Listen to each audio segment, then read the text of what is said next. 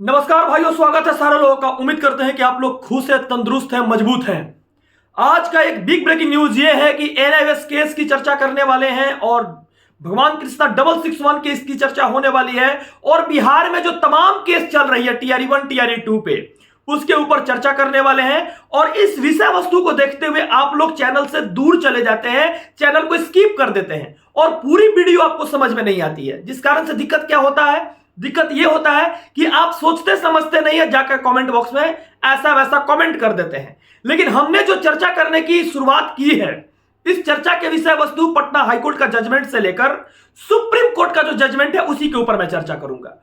और इस विषय वस्तु के अंत में जो भी सारी क्वेश्चन होगी उन सारी विषय वस्तु पर आप लोग उत्तर दीजिएगा। इसके पहले आप लोग वीडियो को स्किप करके अगर जाइएगा और कमेंट कीजिएगा तो आपको पूरी वीडियो समझ में नहीं आएगी। आइए चलते हैं एनआईएएस केस की चर्चा पे।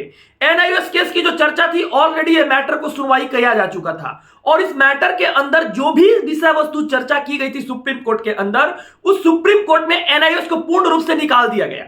पटना हाईकोर्ट का जजमेंट को वहां पे एरर बताया गया और त्रिपुरा हाईकोर्ट का जजमेंट को एरर बताया गया। यहां तक कि पटना और त्रिपुरा हाईकोर्ट के जो जजमेंट थी नॉट करेक्ट इन लॉ था। आइए पढ़ते हैं 31 नंबर पॉइंट, फिर से दोहराते हैं। जबकि इस 30 नंबर 1 जो पॉइंट है, 31 नंबर पॉइंट में लिखा क्या है, इस चीज को देखते हैं। We find that the high court of Patna has totally erred not giving effect as stand of NCT as a matter of fact we fail understand as why NCT did not challenge the said order when SFPC stand that said 18-month course was only for the service condition. 18-month course was only for the service condition. इस चीज को समझिए। Not applicable for the fresh ones. मतलब ये fresh candidate के लिए नहीं था, उन लोगों के लिए था जो जॉब में ऑलरेडी पहले से हैं। Not applicable for the fresh ones.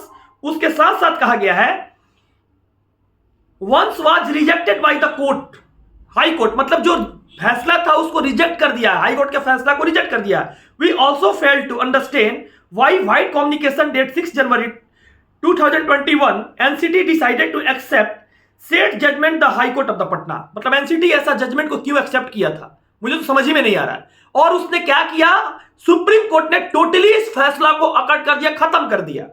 और आपको मैं बता देता हूं, इसमें ऑलरेडी जजमेंट में लिखा हुआ है। इस जजमेंट में जानते हैं क्या लिखा हुआ है? इस जजमेंट में लिखा हुआ है कि पटना हाईकोर्ट की जो फैसला थी टोटली रॉन्ग थी। ये जो सर्विस मैटर कोर्स है, ये कोर्स ऑलरेडी एनआईएएस कैंडिडेट वो थे जो पहले से नौकरी करते थे, उनको ट्रेनिंग दी जाने के लिए ये कोर्स बना था। इसमें ऑलरेडी जजमेंट में लिखा हुआ है। लेकिन कुछ लोग कहेंगे कि आएगी जाएगी। अरे भैया, सुप्रीम कोर्ट का जो फैसला है ऑलरेडी हो चुकी है। आप कितना भी हाथ पैर मान लो, 31 नंबर पॉइंट का तो सुनवाई हो चुका है। पॉइंट नंबर 32 में क्या कहा गया है, इस चीज को समझते हैं। पॉइंट नंबर 32 को देखते हैं। आइए, in so far as the high court of the Tripura is concern it against the rule realise on the judgment of the court of Patna in the case Sanjay Kumar Yadav, we therefore find that view taken both the court of Patna and the court of Tripura were not correct in law. बोला गया है इसमें कि not correct in law, इसमें किसी प्रकार के law के अनुसार यह करेक्ट है ही नहीं। तो एक बात बताइए, जब लॉ के अनुसार करेक्ट नहीं है तो पटना हाईकोर्ट का जो जजमेंट था, त्रिपुरा हाईकोर्ट का जजमेंट जो था, उसको ऑलरेडी तो अकट कर दिया गया, खत्म कर दिया गया। लेकिन कुछ लोग का अपना कहानी है, नहीं भैया हमारी फैसला होगी, हम सुनवाई करवाएंगे। लेकिन एक बात मैं बोलने वाला हूं भाई बहनों, आप लोग गौर से समझिए। पटना हाईकोर्ट का जजमेंट को और त्रिपुरा हाईकोर्ट का जजमेंट को ऑलरेडी जब खत्म कर दिया गया, पटना हाईकोर्ट का जजमेंट को और त्रिपुरा हाईकोर्ट का जजमेंट को जब ऑलरेडी खत्म कर दिया गया, तो किस आधार पर ये लोग कहते हैं कि हम एनआईएएस को गजट में लाएंगे? और ऑलरेडी इस मैटर की सुनवाई हो चुकी है। और मैं पूछना चाहता हूं मेरे दोस्त, छठा चरण के नियमावली में कोई दिखा दे कि एनआईएएस कैंडिडेट का चर्चा किया गया है, या बीपीएससी टीआरई 1 के नियमावली में कोई दिखा दे कि एनआईएएस कैंडिडेट की चर्चा की गई है। जबकि सुप्रीम कोर्ट ने इस बात को कहा कि 18 मंथ की जो कोर्स थी वो केवल only for the join candidate, जो लोग ज्वाइन थे उनके लिए थी, not for applicable for the fresh candidate. ये फ्रेश कैंडिडेट के लिए नहीं था। लेकिन यहां पे कुछ लोग ऐसे हैं पूरे बिहार में पूरा तहलका मचा है, हमने तो स्टे लगवा दिया, हमने तो नोटिस करवा दिया। अरे भैया ऑलरेडी ये मैटर की सुनवाई हो चुकी है। आपके विपक्ष में अगर कोई कोर्ट में खड़ा होगा इस बात को बताएगा तो फिर तो आप उसी तरह से जाइएगा। तो जो लोग कहते हैं कि हम एनआईओएस को बचा लेंगे, आखिर बताइए कि जब वो ना ही तो छठा चरण के नियमावली में एनआईओएस शामिल था और ना ही बीपीएससी टीआरई 1 के नियमावली में एनआईओएस शामिल था, तो जिस जजमेंट के आधार पर पटना हाईकोर्ट ने छठा चरण में बहाल कराया था उसी जजमेंट में को ना कहा जी कि नॉट करेक्ट इन लॉ, मतलब उसी जजमेंट को ना कहा कि not correct in law, supreme court का डबल बेंच कहा। तो सुप्रीम कोर्ट का डबल बेंच के फैसला को चेंज कर दीजिएगा। मतलब कोई ऐसा माननीय जज साहब ऐसे थोड़े कि ऊपर में थूकेंगे फिर से उनके मुंह पे पड़ेगा,